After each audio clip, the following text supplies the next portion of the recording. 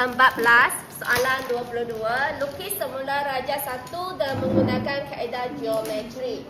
Kaedah geometri maksudnya kamu tak boleh gunakan jangka sudut untuk melukis sudut. Tak boleh guna jangka sudut dah untuk melukis sudut. Tak boleh. Selain tu, kalau sudut 60, 30 pun tak boleh gunakan sesiku set. Kamu perlu gunakan jangka lukis sahaja. Jadi, kamu diberi jarak AB sama dengan 1/3 AD. Ini AD. Jarak AB ialah 1/3. 1/3 maksudnya sini 1, sini 2 kan? Sini 1, sini 2. Okey, kedudukan baharu garis AE adalah seperti ditunjukkan. Ini garis AE. Jadi apa yang kamu boleh buat? Sudut 30 ini, kamu lukis dulu.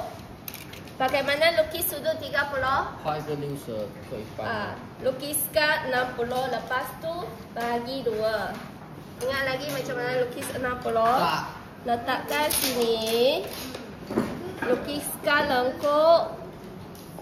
Tak payah lengkuk yang besar-besar. Lengkuk kecil sudah boleh. Okey, dari sini kamu tandakan ini 60. Kalau 30, kamu bahagi 2 lagi. Bahagi 2 lagi, ini ialah 30. Jadi gunakan peralatan kamu untuk lukis garis 30 yang bersudut 30. Ini kamu lukis dengan garisan binaan terlebih dahulu. Sebab kamu belum lagi lukis garis EDC. Sekarang kita lukis pula 60 darjah DE. Jadi di sini kita lukiskan satu lengkuk. Okey, lukiskan satu lengkuk. Lengkuk tu janganlah kecil sangat, janganlah besar sangat. Okey, lepas tu tandakan. Lepas tu lukiskan garis 60 darjah. Lukiskan garis 60 darjah. Ini pun lukiskan dengan garisan binaan terlebih dahulu. Sebab kamu tak tahu lagi 100 ni ada di mana. Sekarang 100 kan? 100, kamu ukur 100. Gunakan jangka lukis ni.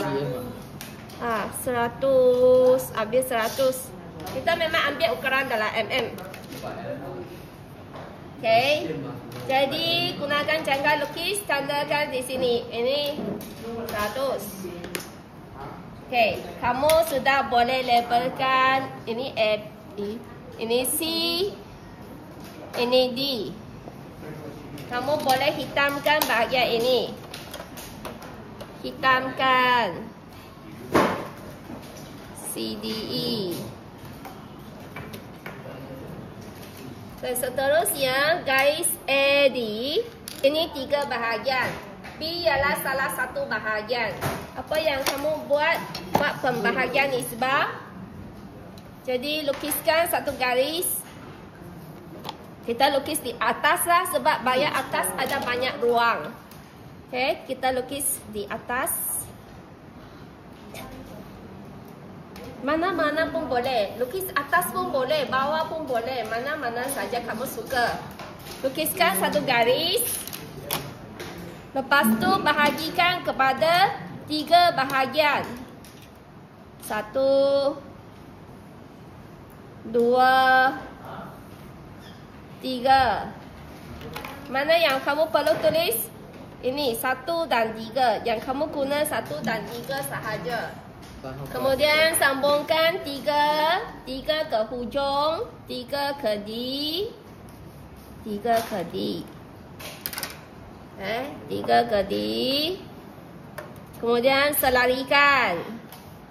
Selarikan yang melalui satu. Melalui satu. Jadi kamu telah bahagikan kepada satu bahagian dan dua bahagian. Apa yang kamu perlu buat? Kamu sambungkan titik persilangan dengan C. Sambung dengan garis objek. Ini ialah B. Ingat, kamu mesti labelkan A, B, C, D, E. Dan cikgu nak kamu hitamkan juga A, E. Garis ini hitamkan. Walaupun soalan dah beri, tapi cikgu nak kamu biasakan diri hitam.